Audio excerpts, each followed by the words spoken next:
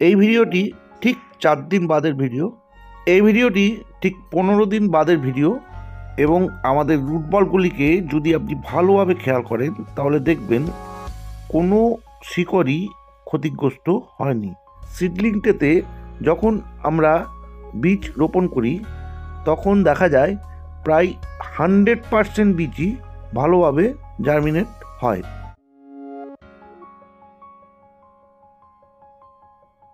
নমস্কার বন্ধুরা, কেমন আছেন সবাই? চলে এসেছি শখের চাষবাসে নতুন একটি ভিডিও নিয়ে। ভিডিওতে যেগুলি দেখছেন কালো রঙের কতগুলি খোপ খোপ আছে, এগুলিকে বলা হয় সিডলিং ট্রি।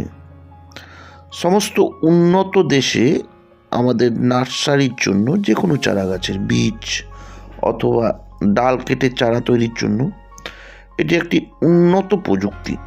আজকের ভিডিওতে আমরা দেখে নেব এই সিডলিং ট্রেতে কীভাবে বীজ জার্মিনেট করা হয়। প্রথমেই আপনাকে সিডলিং ট্রেগুলিকে নিয়ে সুন্দর একটি মাটি ভালো করে ভরতে হবে। এই যে মাটিটি আমরা ইউজ করব, এই মাটির মধ্যে থাকবে 30% কোকোপিট, 30% মাটি এবং 40% গোবর সার। এই মিশ্রণটি ভালো করে মিশিয়ে রোদে শুকিয়ে সুন্দরভাবে তৈরি করে নিতে হবে, কারণ মাটির উপরে ডিপেন্ড করেই আপনার ভবিষ্যতে চারাগুলি এখান থেকে নিউট্রিয়েন্ট গ্রহণ করবে। তাই মাটিটি অবশ্যই সুন্দর হতে হবে এবং ঝুরঝুরে হতে হবে। মাটিতে যেহেতু 30% কোকোপিট থাকবে, এটি মাটিটিকে ময়েস্ট রাখবে এবং গোবর সার থাকার জন্য গাছ তার প্রয়োজনীয় খাদ্য উপাদান বা নিউট্রিয়েন্ট এর থেকে গ্রহণ করতে পারবে। এই সিডলিংটাতে আমরা যদি এ সমস্ত বীজের জার্মিনেট করি অর্থাৎ নার্সারি করি, তাহলে বেশ কতগুলি সুবিধা আছে। যেমন আমরা ওয়াটার ম্যানেজমেন্টটিকে খুব সুন্দরভাবে এখানে দিতে পারবো এবং এটি হ্যান্ডি থাকার জন্য আমরা খুব তাড়াতাড়ি এগুলোকে নিজেদের মতন করে কখনো ছায়া জায়গায়, কখনো রোদে, মানে আমরা নিজেদের মতো করে এগুলোকে নাড়াচাড়া করতে পারবো এবং গাছগুলিকে যখন তুলবো সেটিও সুন্দরভাবে উঠবে। রুট বলটি কোনোভাবেই ডিস্টার্ব হবে না। আমি ভিডিওর শেষে সমস্ত ব্যাপারগুলি দেখাবো। আমার চ্যানেলের অন্য ভিডিও আপনি যদি দেখে থাকেন, প্রায় ম্যাক্সিমাম ভিডিওই অনেক দিনের ডকুমেন্টেশন করে বানানো থাকে, মিনিমাম তো 1 মাস হবেই। কোনো কোনো ভিডিও এমনও আছে যেগুলো 5-6 মাস ধরে বানানো। এতে আমরা আমাদের বাস্তব অভিজ্ঞতা দিয়ে দেখতে পারি এবং আপনাদের সাথে সেটি আমাদের অভিজ্ঞতাটি শেয়ার করতে পারি। যাই হোক, সিডলিংটাতে মাটি ভর্তি করে তারপর ভালো করে জল দিতে হবে। এরপর আপনার বীজ বপনের পালা।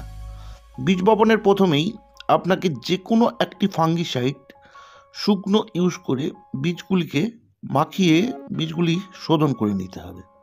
এক্ষেত্রে আমরা ইউপিএলের সাপ ফাঙ্গিসাইডটি ইউজ করেছিলাম এবং এই শোধন করাটা বীজের অত্যন্ত জরুরি, কারণ বীজটি যেহেতু আগামী 7-8 দিন ময়েস্ট কন্ডিশনে থাকবে, তাই শোধন করে নিলে বীজটি পচে যাবে না বা নষ্ট হবে না। বীজটি 100% জার্মিনেট হবেই। আর বীজ বপনের আগে আরেকটি কাজ আপনাকে সাবধানতার সঙ্গে করতে হবে। আমরা যেমন এই সিডলিং ট্রেগুলিকে একটির উপর আরেকটি একটু চাপ দিয়ে এই মাটির মধ্যে থাকা এয়ার ভয়েডসকে বার করে দিচ্ছি, কারণ এই এয়ার ভয়েডস থাকলেই এটি ফাঙ্গাস বা ছত্রাকের আস্তানা, সেক্ষেত্রেও আপনার বীজটি নষ্ট হয়ে যেতে পারে। তাই মাটির মধ্যে থাকা সমস্ত এয়ার ভয়েডসকে এভাবে চাপ দিয়ে বা আপনি এক একটি খোপকে কোনো কাঠের টুকরো দিয়ে চাপ দিয়েও ভেতরের এয়ার ভয়েডসগুলিকে বার করে নিতে পারেন। এখানে আমাদের ট্রেগুলিকে ভালো করে লক্ষ্য করলে আপনি দেখতে পাবেন এই এয়ার ভয়েডসের জন্য কতটা মাটি কমে গেছে। এরপর আপনাকে এই মাটির উপরে গর্ত করতে হবে, তবে এই গর্তের গভীরতা 1 সেন্টিমিটারের বেশি হওয়া চলবে না, কারণ এই গর্ত যদি গভীর হয়ে যায় আপনার বীজটি জার্মিনেট হতে সময় নিয়ে নেবে। তাই এই গর্তটি আপনাকে 1 সেন্টিমিটারের মধ্যেই রাখতে হবে এবং আস্তে আস্তে ধৈর্য সহকারে বীজগুলিকে এই গর্তের মধ্যে ফেলে দিতে হবে। আমরা এই সিডলিং ট্রেগুলিতে কিছু ঢ্যাঁড়স, করলা এবং ঝিঙে গাছের বীজ বপন করেছিলাম। এরপর আপনাকে এই বীজগুলিকে আপনার যে মাটি বীজের জন্য তৈরি করেছিলেন সেই মাটি দিয়ে ভালো করে বীজগুলিকে চাপা দিয়ে দিতে হবে এবং খেয়াল রাখতে হবে কোথাও কোনো বীজ যেন বেরিয়ে না থাকে। প্রত্যেক কটি বীজই যেন মাটির মধ্যে চাপা পড়ে যায় এবং পরিশেষে এই শুকনো মাটিটির উপর অর্থাৎ সিডলিংটের উপরে আরেকবার ভালো করে জল দিয়ে সমগ্র মাটিটিকে ময়েস্ট করে নিতে হবে। এখন আপনার সমস্ত কাজ শেষ। এবার আপনার সিডলিং ট্রেগুলিকে পলিথিন বা খড় দিয়ে চাপা দিয়ে দিতে হবে।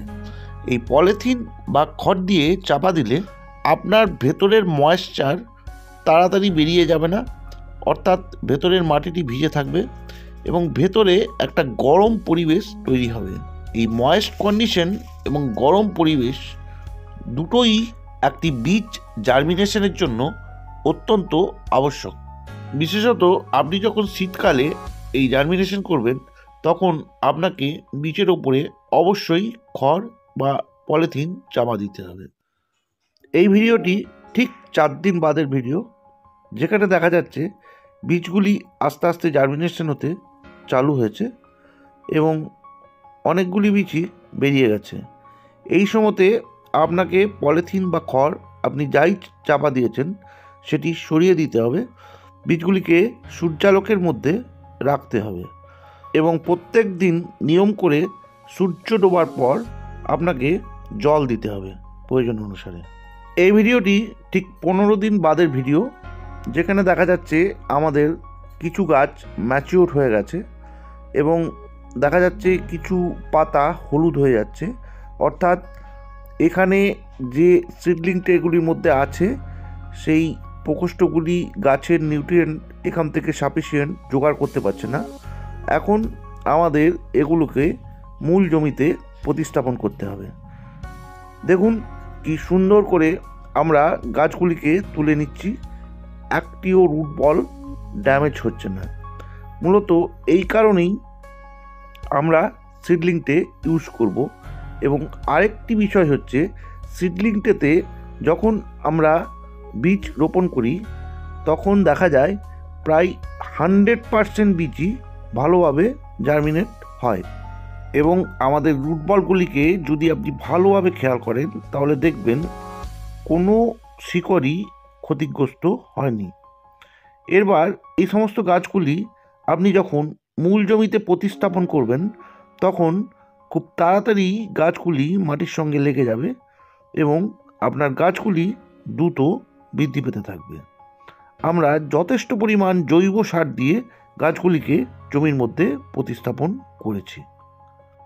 আমি পরবর্তীকালে এই গাছগুলিতে কি পরিচর্যা করেছি এবং কিভাবে বড় করেছি এই নিয়েও ভিডিও করব। আজ তাহলে এ পর্যন্তই থাক বন্ধুরা, শীঘ্রই আসছি আরেকটি ভিডিও নিয়ে।